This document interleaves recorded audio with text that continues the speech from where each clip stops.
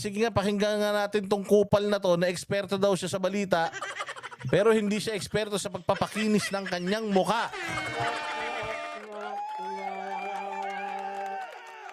Sige. Ano ba sinasabi nito? Alam mo, yung contradiction in terms, yung fake at news. Ang news kasi, Ito naman pala ba't ginagamit mo? Contradiction naman pala yung fake at yung news. Bakit ginagamit mo pa? Tanga ka pala Utang ina. Ano bang kinakagalit mo kasi sa amin? Alam ko naman kung bakit ka nagagalit, tatang. Kaya ka nagagalit, alam ko kung bakit, ha? Nagagalit ka.